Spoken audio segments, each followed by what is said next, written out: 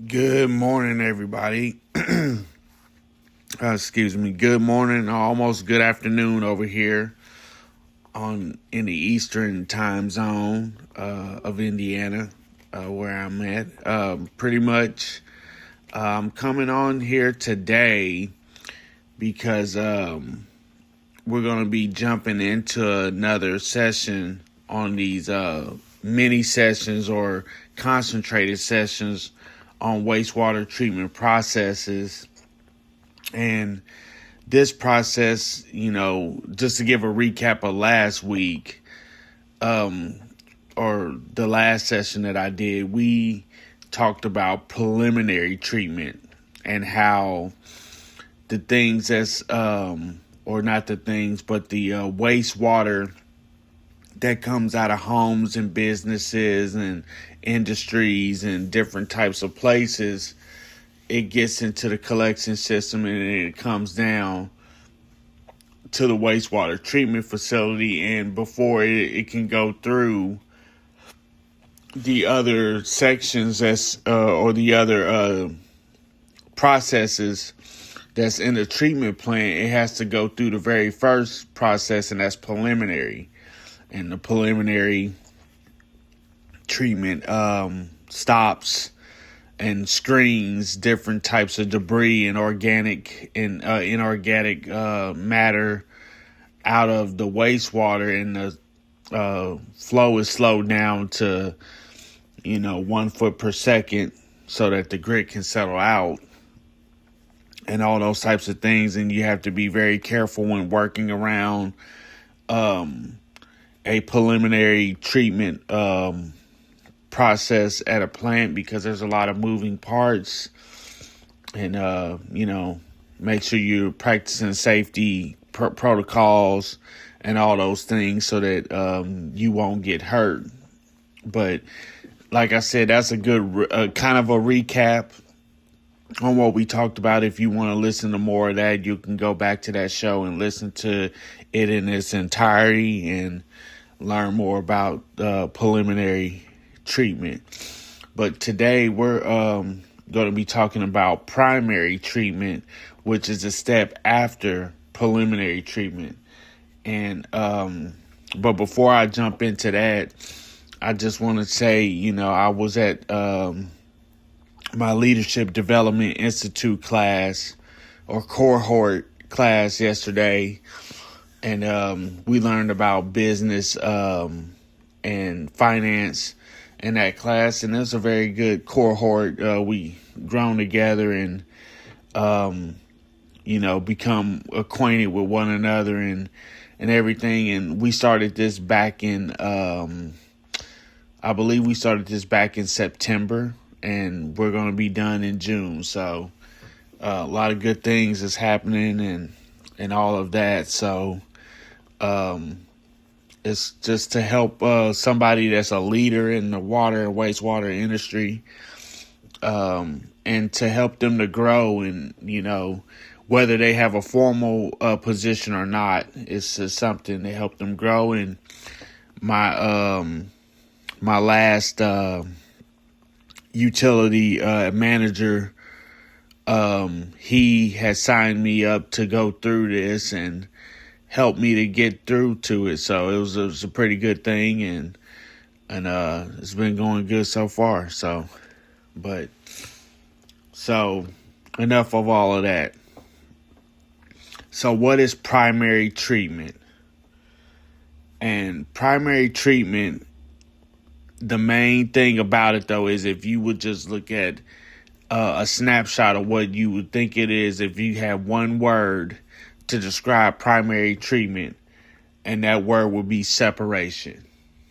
And what do I mean by separation? So, most operators, they overlook primary treatment, and they just think that because, hey, the preliminary stuff's out the way, I got all the inorganics and the heavy stuff that can't settle out or can't be treated in a plant. Once I got that out the way, hey, my day should be easy. I should take a load off. It's not going to be that hard. But see, they think once it leaves the head works, the hard part is over. But the truth is, primary treatment is where the separation begins. And if this stage is not optimized, then your entire biological process suffers. So when incoming wastewater is coming into the primary treatment process, you have to take in effect of how to optimize this because then if it goes further down the line, so the more your processes that are being being used, then the next process, which we'll get to that later on in a later date, but that's secondary treatment, and that's where all the real heavy lifting comes into play. So if preliminary and primary aren't done in a proper way, it's going to hurt your biological process very, very much. So, but, this is, we're not just, trying to cover primary treatment on a small scale. We're trying to just tell you that, hey, it's about separation efficiency. And, that's what it is. That's the goal. And the goal of primary treatment is to remove as much settable and floatable material as possible before secondary treatment. And that's the key to primary treatment, is to remove those settable and floatable material out. So things such as like, scum and all of that kind of stuff, remaining grit, remaining, floatable materials that's floating on the surface of the primary clarifier, which we'll get into what a clarifier is, but those things in the primary treatment process, you want to get all of that out. And because every pound removed in the primary treatment process is a pound your aeration system doesn't have to treat. So when you get into the secondary treatment process, then, they use a lot of aeration and things to keep the bugs or the microorganisms alive so they be able to treat the wastewater. But that's a different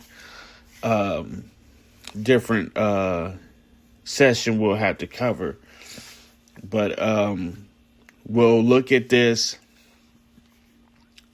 and talk about the process and how it goes. So incoming wastewater comes into the tank of a primary treatment in a primary treatment process. So it's coming down out of the collection system, coming through the preliminary treatment process. So it's getting screened out. All the grit is getting settled out. The flow is being slowed down to 1 foot per second, because when it's coming into the coming from the collection systems, it's like 2 feet to probably 8 feet per second in the collection system. So it's coming in pretty quick. You slow down the flow. You settle out the grit, which is the rocks and the sand and the coffee grounds and the different types of papers and filters and all those kind of things that cannot be treated. That stuff is settled out in a grit chamber or some kind of grit channel, and then you get that carried off and hauled off, and then once all of that, you go through the preliminary process. Then it goes, the influent wastewater, raw wastewater, goes into a primary clarifier, which is a big tank, a big settling tank, or in some cases people call it a sedimentation basin. Same thing. And so when it comes in, like I said, the velocity slows down because you want that velocity to not be quick coming into the primary clarifier, or you'll have some hydraulic retention problems, or some surface or overloading problems when it comes to dealing with the primary stage. So the flow has to be slowed down in order for things to settle out. So you don't want all of that. You don't want all of that velocity, because then it violently moves the water and nothing can settle out. You want it to be slow and calm, so that things that are heavy can just settle on down. And then the floatables like the grease and the scum can float on the top, and then they can be skimmed off. So it can be skimmed off. So the solids, they will settle to the bottom, and that is sludge. So that is the heavy, primary sludge. And this is something that, even though we'll cover later, is just something to note now. Primary sludge is heavier than secondary sludge, which the secondary sludge is in the secondary process. And but yeah, primary sludge is very, very thick. So you want all of that to settle to the bottom. And then, like I was saying, the heavier will go to the bottom, and then the grease and the floatables will rise to the top. And that's the scum, and that's what gets skimmed off through a scum trough, or through some type of rake on the top of the clarifier that's skimming all of that off. And then after that, if the process is done correctly, then the clear water exits to the secondary treatment process. So you have that. But there's some things that we need to note about the components of primary treatment. And that you have an inlet zone where energy dissipation is in. Then you got a settling zone in the clarifier, which that's where the sludge settles at. It's a settling zone. Then you got a sludge collection system at the bottom. So it's some kind of mechanical rake that's going to rake the sludge into a hopper that can go into the process for solids handling in a clarifier. So in the bottom of this is like a big rake that goes around and around. So when the sludge settles at the bottom, it can rake it in to a hopper or some type of device to take it to the solids handling, where it'll be, dewatered or whatever it needs to be. And we'll get to that here in a second. But yeah, sludge collection system is where it's a rake of some type that'll rake all of that in to get that out. And then you got a scum removal system, which is, like I said, is on the top of the clarifier. It will remove the scum and the floatables up at the top.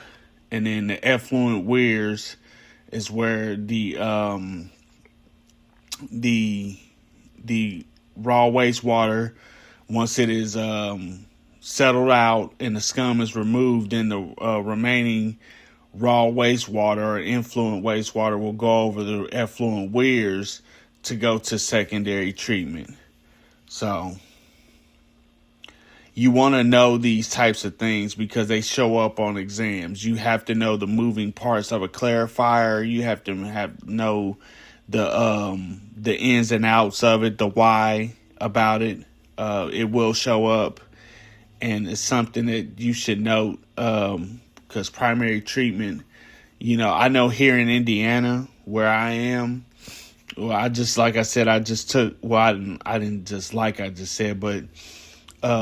but here in Indiana, I took the class 1 certification exam and I passed it. But they give you a breakdown of what's on the test, or not the actual questions, not the actual answers to the questions, but the actual breakdown of how many questions they're going to ask in each category. So I believe primary treatment. I don't remember, but it was like maybe like 5% or like 6% of the questions has something to do with primary treatment, but you have to know them, and they can come from anywhere out of the material. So, but you do want to know these because they show up on exams very, very much. And like I said, there's many videos out there. Maybe the AWWA, American Waterworks Association, has some videos. YouTube definitely is a place to look. I know, like I said, I keep, recommending these two guys, but they have helped me in my studies. But Sean Powell, the wastewater enthusiast on YouTube, he has videos on like maybe clarifiers or different types of things, or Matt Scroggins, operator mindset. That's his handle on YouTube. He has some videos as well. But good sources, resources of study, and they will help you. So primary treatment, back to what I was getting at in this lesson. Primary treatment, something that you definitely have to remember on exams and this type of range of numbers. But you do want to know and remember these. So, primary treatment removes approximately 50 to 70% of suspended solids and 25 to 40% of BOD. And BOD, for those that don't know, that's biochemical oxygen demand, and that is what raw wastewater, it comes in.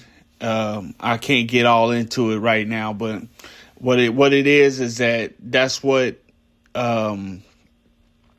untreated wastewater will do. If you don't treat the wastewater, the waste will have to be broken down, and it'll create a biochemical oxygen demand, which what it means is that it will use up so much oxygen to break it down, and then it'll exert that oxygen demand. So before wastewater treatment plants were a thing, people would, dump their waste into a lake or a river or a stream without it being treated. And then those streams and rivers and lakes would essentially die off because the waste in the stream will create a biochemical oxygen demand. But anyway, that gives you a little context on what it is. But anyway, so 50 to 70% of suspended solids, that's the range that primary treatment will remove. And then primary treatment also removes 25 to 40% of BOD. And you need to lock those in. Those, they can ask you that. They're going to expect you to know it because that's what the standard is in the industry, and that's what primary treatment does. So we have to realize that when we're studying. Next thing we want to talk about is sludge handling. And as I was saying earlier about sludge collection systems and the rakes that rake this stuff out of the end of the clarifiers into a hopper to take it to sludge handling. If the sludge is not removed, it turns septic. And when it turns septic, you get odors, gas production, and process issues.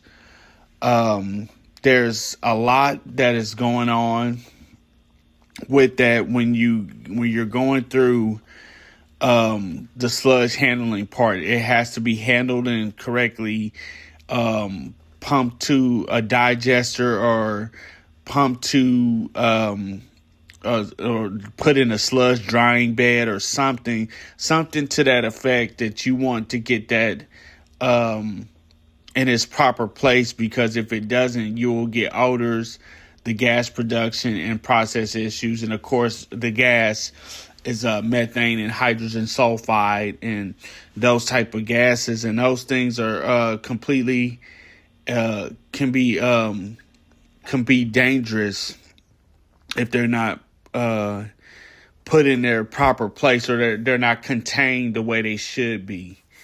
And we'll get into like digestion and stuff at a later date. But yeah, when you have solids handling, you want those things to be done in a proper manner, because it's a lot going on there when you got the gas and the odors and things turn septic. When you got sludge turning septic, you don't want that at all.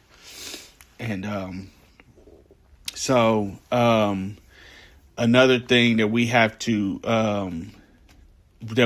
note is, like, in primary treatment, another important thing for studying purposes is that you have to know that the detention time is typically 1.5 to 2.5 hours in a primary clarifier, and you're gonna have to know that.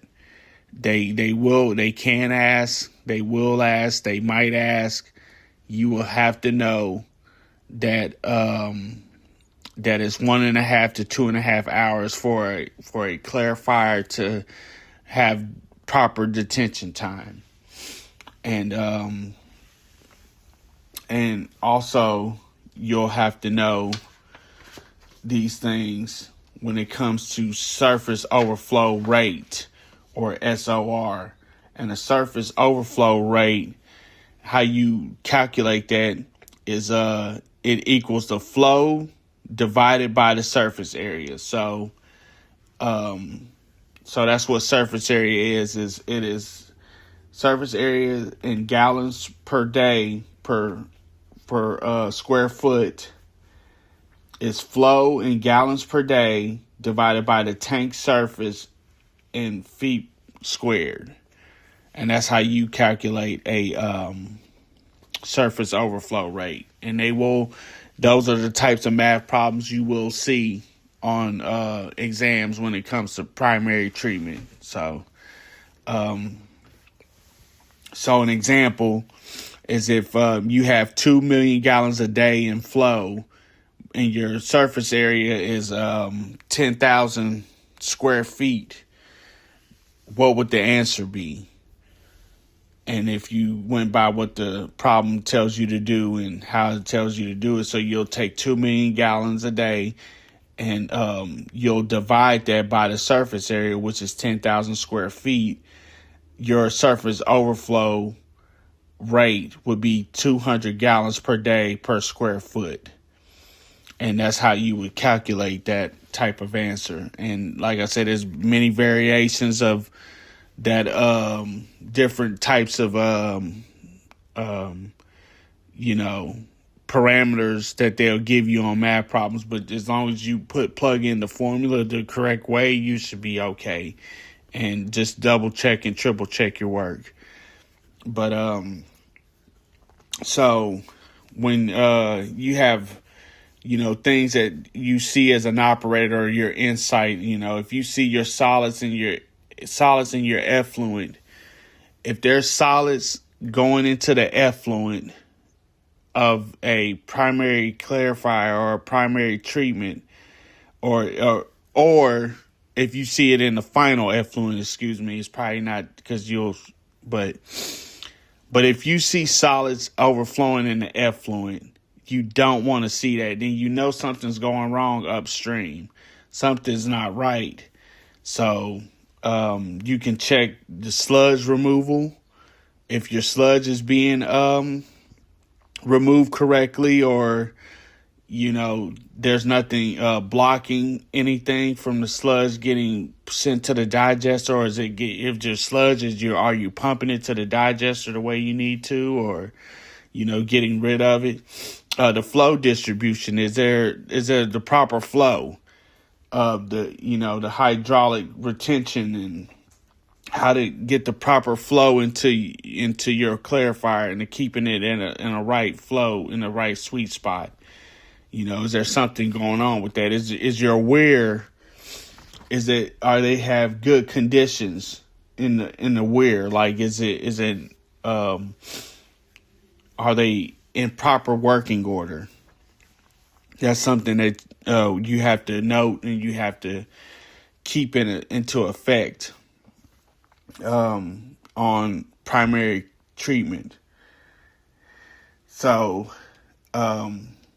you don't want these things to get you in a heap of trouble, but you have to know and you have to keep your mind focused on all of these types of things, because in primary treatment, this is in the earlier stages. The better a person can get things honed in the preliminary and the primary treatment stage.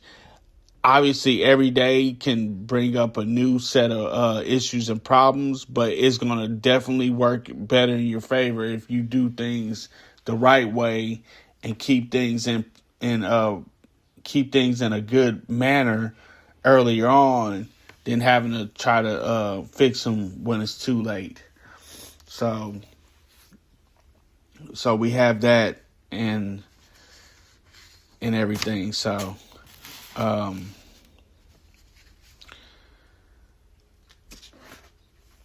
like I said, we have to skim off, the scum has to be skimmed off.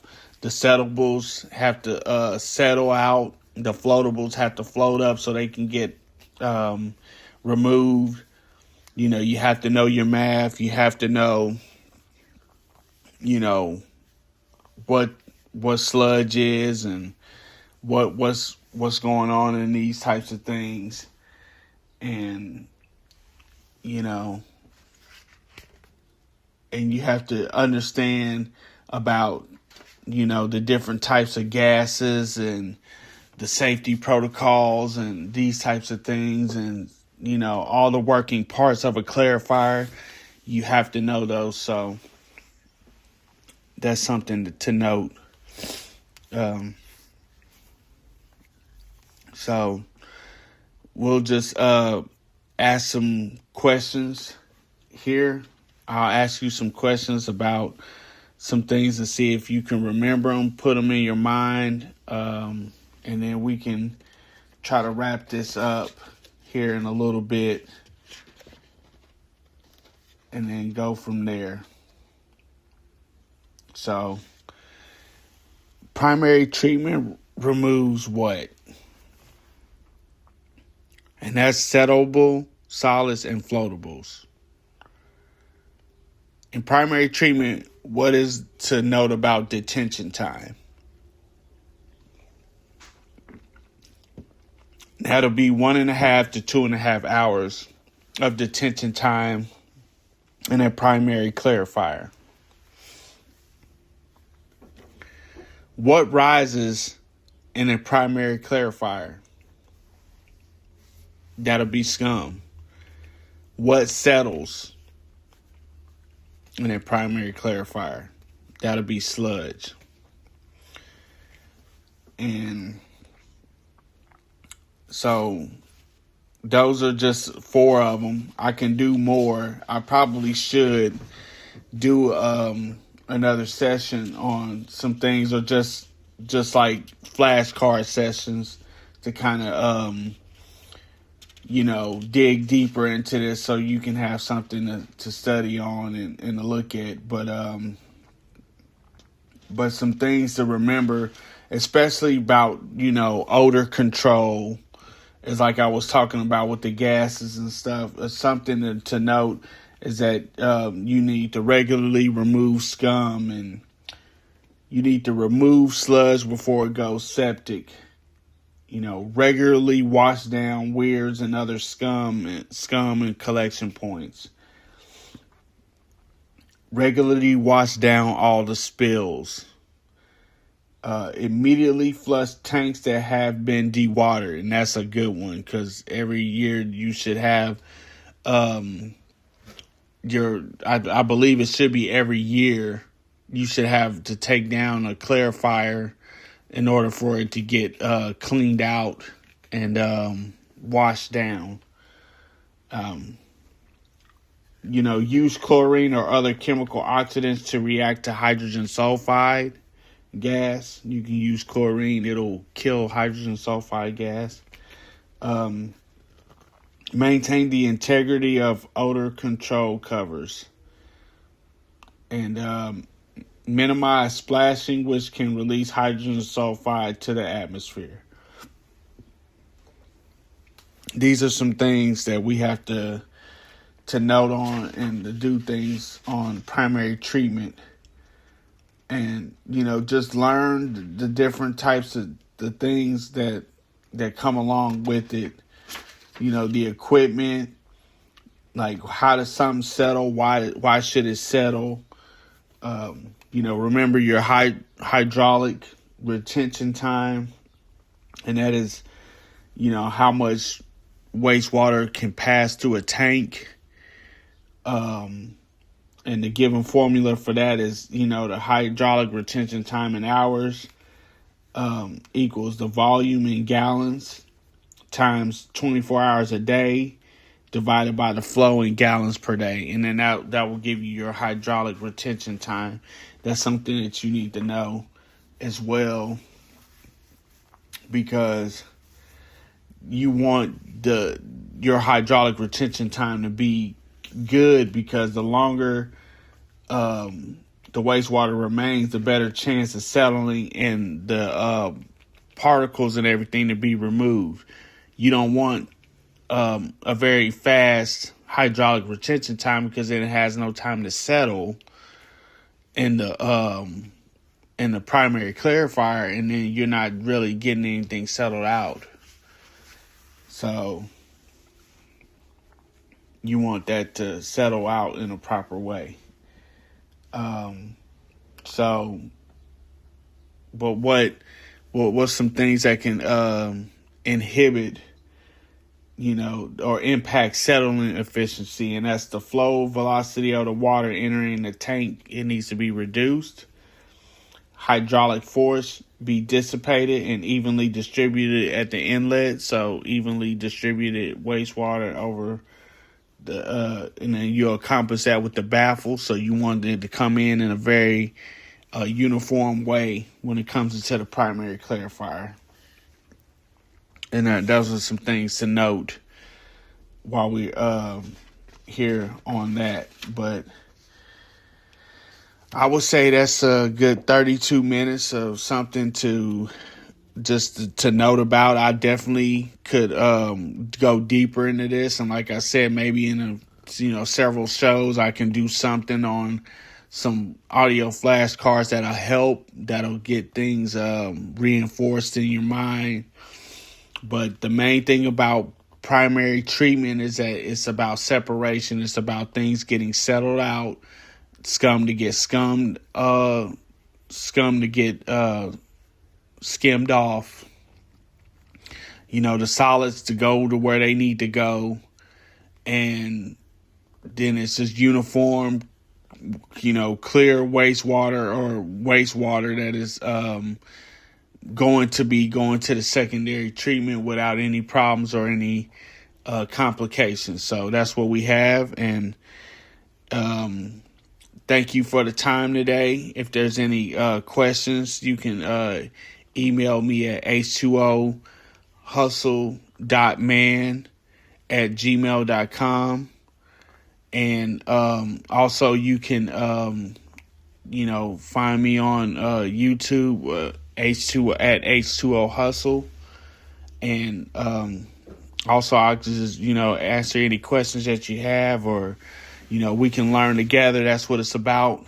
And so I just thank you for that today. Thank you for your time. And I'll see you on the next one.